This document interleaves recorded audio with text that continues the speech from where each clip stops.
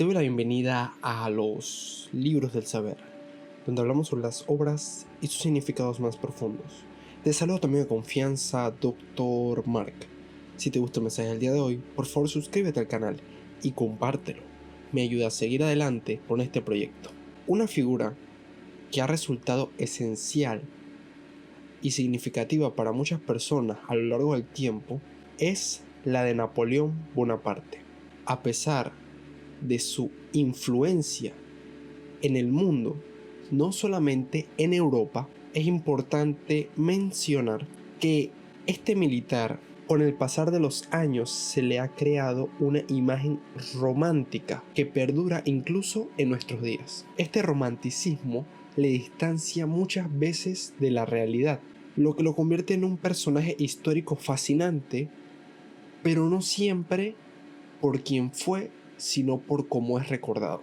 Napoleón Bonaparte fue un líder militar y político francés que emergió durante la Revolución Francesa, es decir, a mediados del siglo XVIII.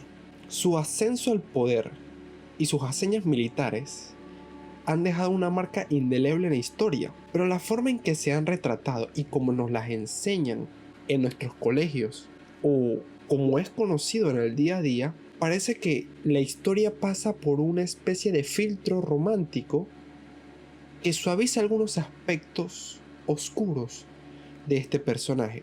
Lo primero que refuerza esta idea es el concepto de un héroe nacional. Hemos visto en muchos relatos históricos y culturales, recuerdo incluso en los libros de historia que se utilizan para dar clases, que a Napoleón se le presenta como un héroe nacional, que llevó a Francia a lo más grande y estableció un código legal duradero, es decir, el código napoleónico, que influyó fuertemente al mundo occidental. Su habilidad estratégica en el campo de batalla y su ambición para expandir el territorio francés también son destacados de manera positiva.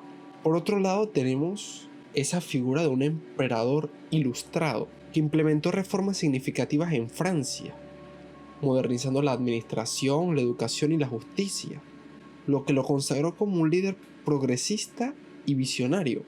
Otro aspecto que contribuye a esta historia romántica es la concepción del hombre común, es decir, una persona que llegó de estratos humildes para alcanzar el poder, lo que lo hace ver como que cualquiera tiene la posibilidad de alcanzar la grandeza y lo convierte en un personaje accesible y admirable. También el amor y el exilio, porque se ha retratado a Napoleón con elementos de una tragedia romántica, precisamente en la relación que tuvo con Josefina y ese final que conllevó su exilio a la isla de Elba. Esto hace que las personas tengan más posibilidades de empatizar con él y sentir esa conexión. Y la mitificación de ese exilio también es piedra fundamental de este tema, porque recordemos que el último exilio de Napoleón fue en la isla de Santa Elena. Allí donde murió fue objeto de romanticismo y simpatía. Esa idea de un líder caído, contemplando su antigua grandeza en la soledad, ha inspirado obras literarias y artísticas que han contribuido a forjar la imagen romántica de Napoleón. Esto lo podemos ver en pinturas, en el teatro, en la literatura y en tantos otros aspectos que ahora entraremos a ver algunos. Pero es importante recordar que como todo dirigente de guerra, Napoleón Bonaparte también fue responsable de la pérdida de innumerables vidas durante sus campañas militares. Es conocido su ambición desmedida y su desprecio por la democracia.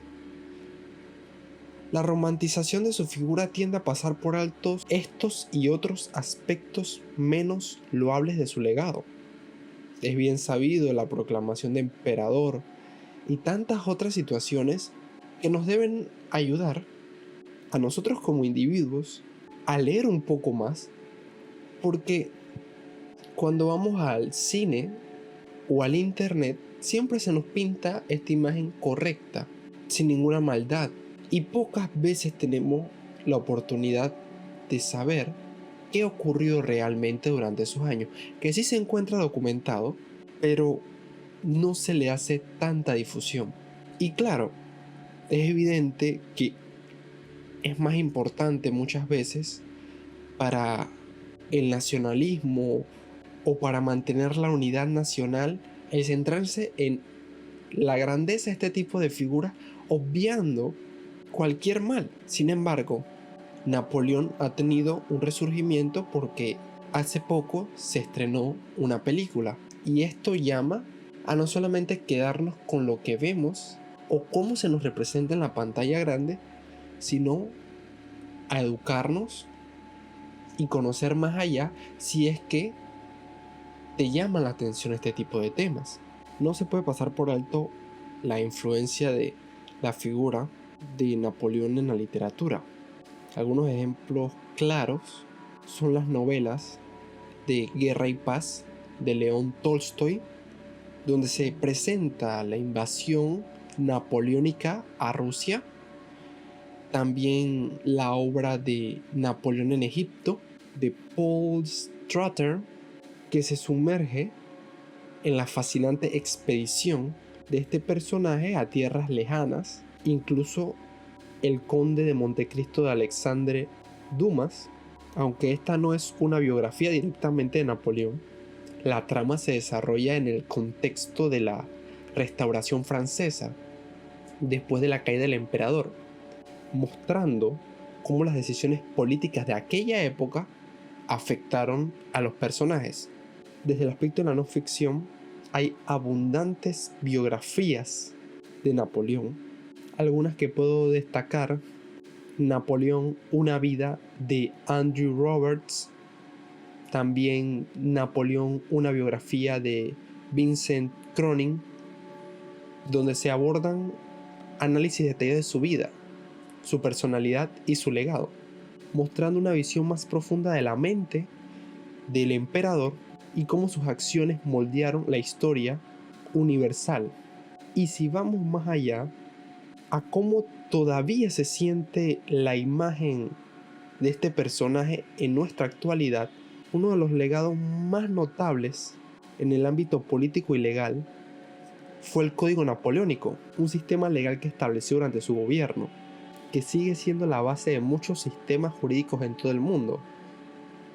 Los países de Europa y América Latina adoptaron en gran medida este código, lo que influye profundamente en la forma en que se desarrolla la justicia en la actualidad. Si bien las normativas del Código Napoleónico, algunas han quedado desfasadas, otras todavía siguen totalmente vigentes. Y eso es lo interesante, porque se dice que Napoleón siempre pensó que sería recordado por este ordenamiento jurídico, y aún vemos cómo esto no deja de ser una realidad.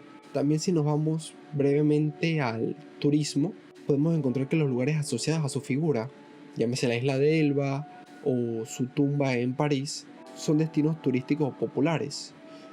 Los amantes de las historias viajan para sumergirse en ese recorrido, sus batallas, los tiempos de Napoleón, exploran museos y sitios históricos con el objetivo de que se preserve ese legado y se pueda aprender también de las enseñanzas que nos dejaron aquellos tiempos. Incluso vemos que en la actualidad se sigue analizando las estrategias militares y tácticas del emperador como objeto de estudio en todo el mundo. Ya no únicamente desde el aspecto de cómo se concebía los ejércitos en aquella época, sino como aquella habilidad para movilizar y comandar los ejércitos modernos con efectividad. Todo esto dejando una marca indeleble en la teoría militar contemporánea, e inclusive sus campañas siguen siendo ejemplo de táctica y estrategia. Aunque hoy en día se use tecnología de punta para este campo, los movimientos, desplazamientos y las formas de ataque que empleaba siguen siendo fuerte inspiración para los ataques militares que realizan los países actualmente. Una conclusión digna de este contenido es que Napoleón es una figura para algunos buena, para otros no, pero su legado va más allá de lo que conocemos. Los libros de historia con los que muchas veces crecemos se quedan cortos, quizás porque pasamos muy rápido a estos personajes y queda en cada uno si decide aprender de ellos qué ocurrió realmente, cómo se dieron las cosas, qué ocurría en el mundo también. Lo que no se puede negar es que su influencia perdura en la política, la ley, la cultura popular y la estrategia militar en la actualidad. Pero no solamente en Francia. El legado de Napoleón abarca Occidente y muchos militares, dirigentes de países y consecuencia y demás similares se han visto retratados en la figura de este emperador. Continúa siendo una figura que nos desafía a entender y reflexionar sobre su impacto en el mundo. Y no debemos olvidarlo, porque así podemos aprender, primero, cómo se desarrolla la mitificación y el romanticismo de ciertos personajes históricos, y cómo muchas veces nos toca a nosotros buscar más allá para descubrir si esta visión de la realidad es la correcta, si está incompleta. Y esto nos puede ayudar no solamente a nuestro bagaje cultural, sino también al momento de elegir nuestros líderes políticos, sociales y de similar naturaleza, más allá del discurso mediático o de cómo se nos vende, de manera que podamos tener las personas correctas que hagan cambios significativos en beneficio de la humanidad. Gracias por haberme escuchado. Si te gustó el video del día de hoy, por favor suscríbete al canal y compártelo para que otros conozcan un poco más de la figura de Napoleón y su influencia en nuestro mundo. Te espero la próxima.